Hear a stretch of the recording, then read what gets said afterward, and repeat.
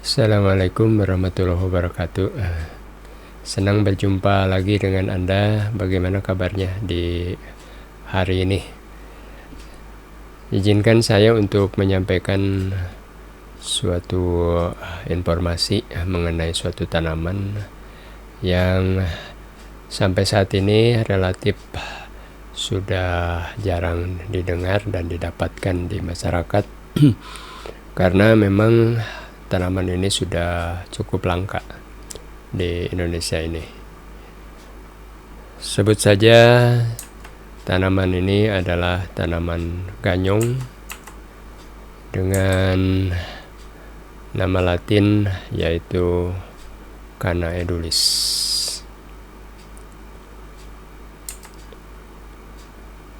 Kita lihat uraiannya. Tanaman ganyong ini termasuk tanaman umbi-umbian dan umurnya 2 tahun atau disebut juga biennial, yaitu lebih dari 1 musim. Di Indonesia dikenal 2 varietas ganyong, yaitu ganyong merah dan ganyong putih. Nama daerahnya cukup banyak, yaitu buah tasbih, ubi pikul, ganyal, kemudian juga ganyol, kemudian sinetra, larut, dan lain-lain.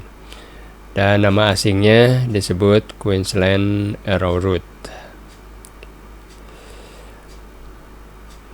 Beberapa fungsi dan organ target dari tanaman ini, yaitu organ targetnya adalah berupa umbi atau ubi, dan manfaatnya bagi masyarakat sudah banyak diketahui sejak zaman dulu, yaitu dapat mengobati luka pada lambung, kemudian dapat mendukung pertumbuhan balita, dapat mengatasi radang kandung kemih, dan baik untuk menurunkan berat badan. Sentra produksinya di Indonesia meliputi Jawa Barat, Jawa Tengah, dan Jawa Timur. Jawa Barat yaitu di Majalengka, Sumedang, Ciamis, Cianjur, Garut, Lebak, Subang, dan Karawang. Dan di Jawa Tengah di Klaten, Wonosobo, dan Purworejo. Dan di beberapa tempat di Jawa Timur, kemudian juga di daerah istimewa Yogyakarta, Jambi, dan Lampung. Kita lihat teknik budidayanya dari tanaman ganyong ini.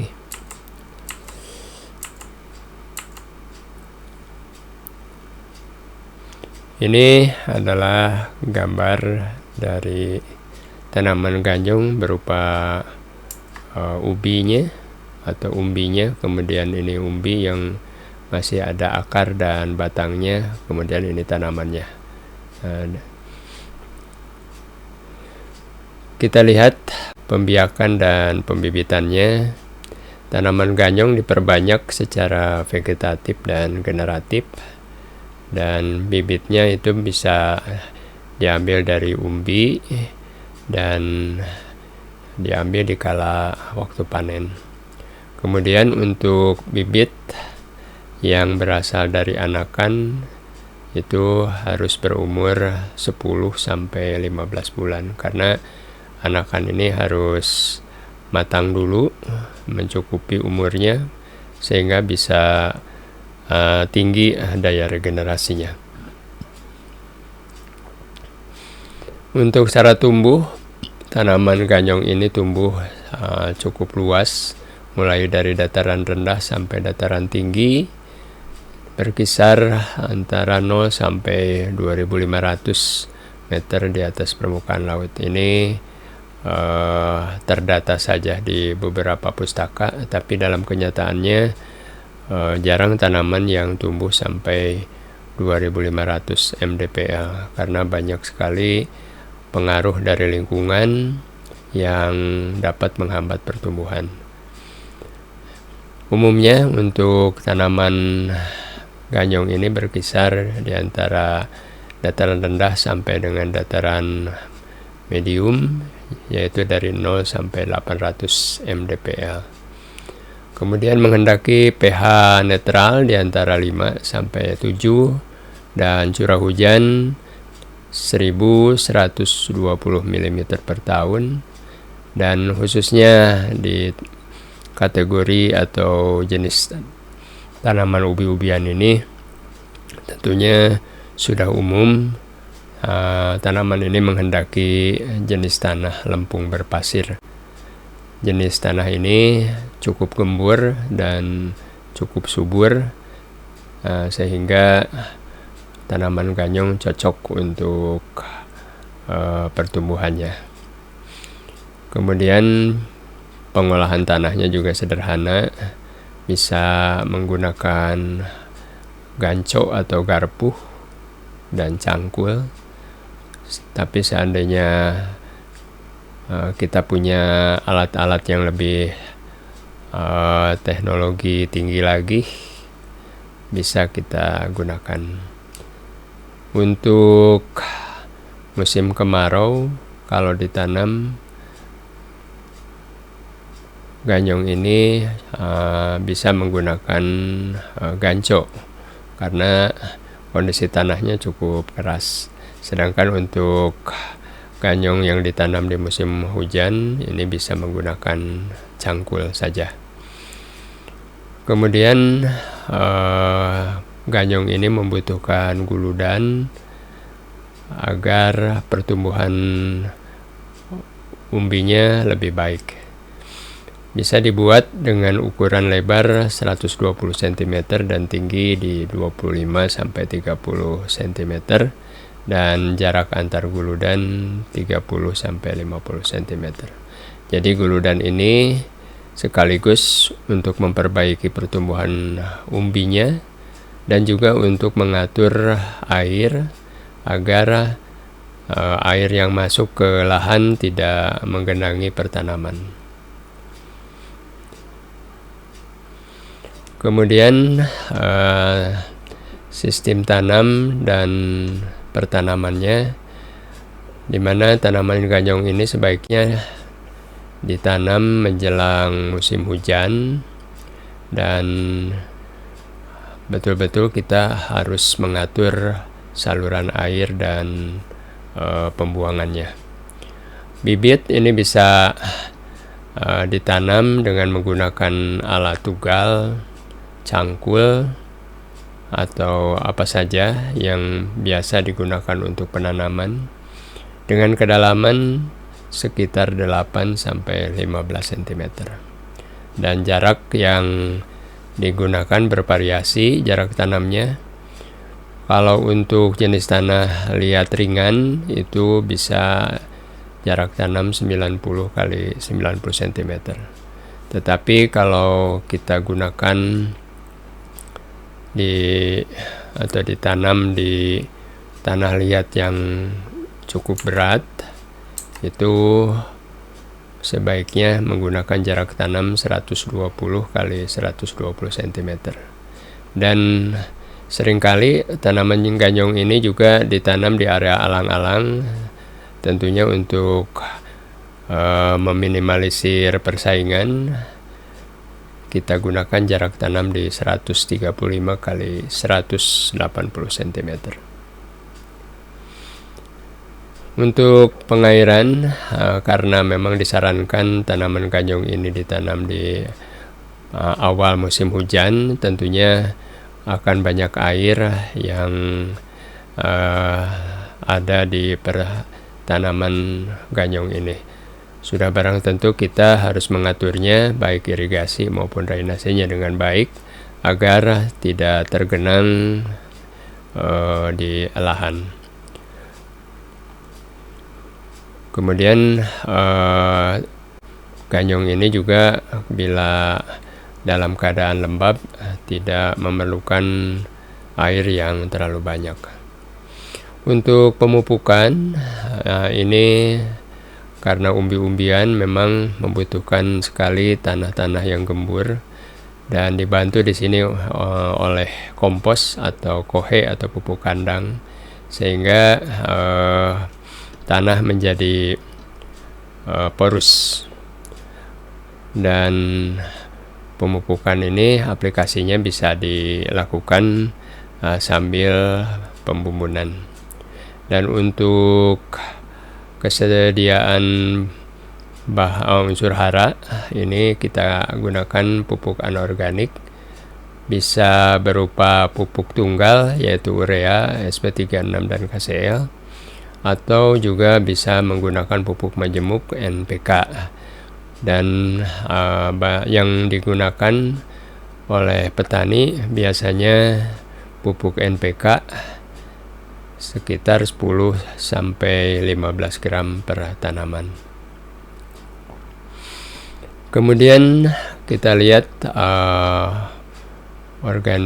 organisme pengganggu tanamannya ini berupa belalang, kemudian kumbang, kemudian juga ulat tanah agrotis, kemudian juga Calopodes,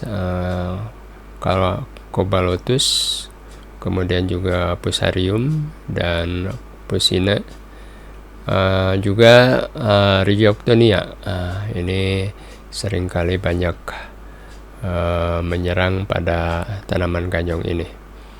Tentunya pengendaliannya dapat kita lakukan dengan insektisida dan fungisida yang berada di pasaran, bisa juga digunakan dengan syarat dosisnya harus tepat. Dan alangkah baiknya kita gunakan pestisida yang ramah lingkungan berupa pestisida organik. Kita lihat panen tanaman ganyong ini dipanen pada umur 8 sampai 10 bulan setelah tanam. Jadi cukup lama. Bila dipanen lebih dari 12 bulan, maka kadar rapatinya ini tinggi.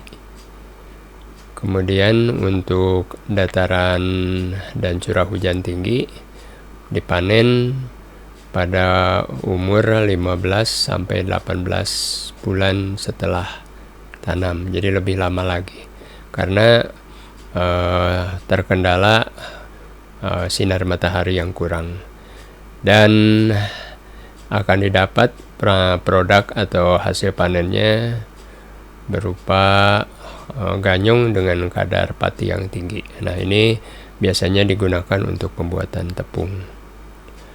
Kemudian cara panennya juga sederhana, cukup dicabut saja dengan tangan atau bisa juga digali bila batangnya itu rapuh. Kemudian kriteria panen ini dapat dilihat seandainya batang itu sudah menguning, kemudian sebagian mati, dan daun menguning atau mengering dan mulai layu.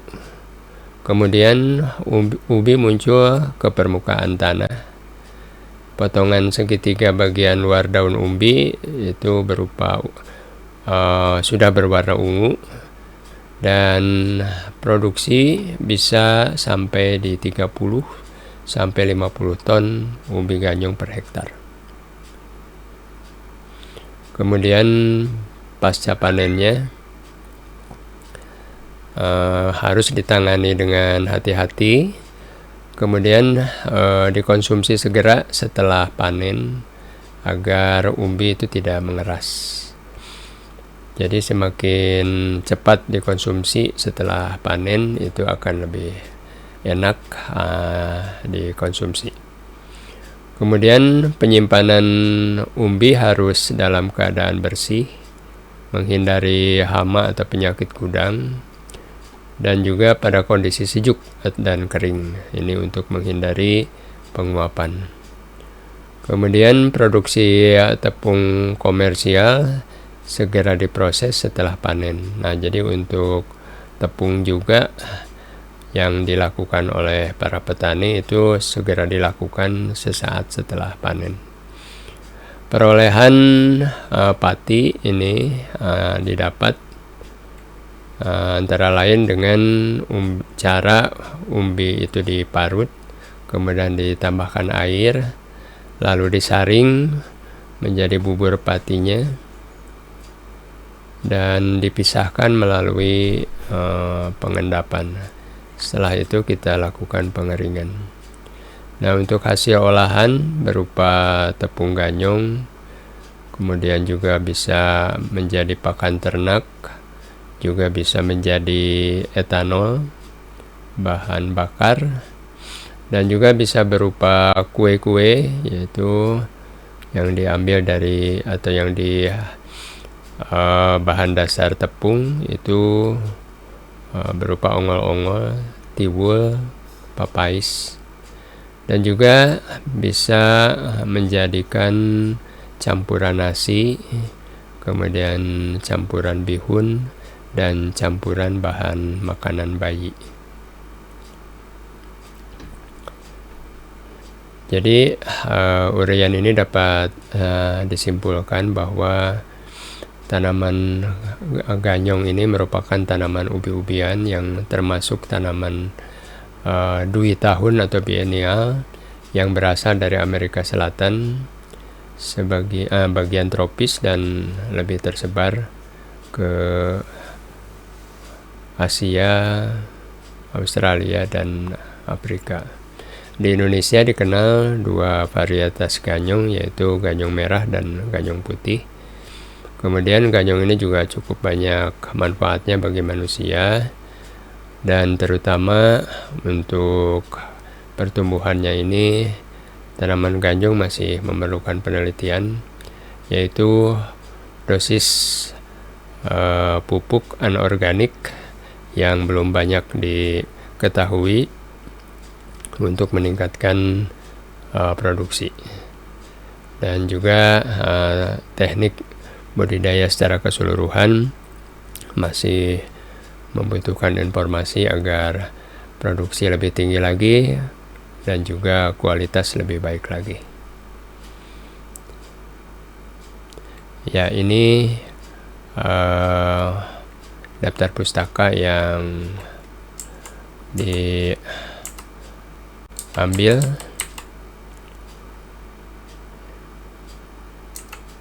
Sekian uraian dari saya untuk kali ini. Semoga informasi yang kita dapatkan hari ini dapat bermanfaat buat kita semua. Assalamualaikum warahmatullahi wabarakatuh.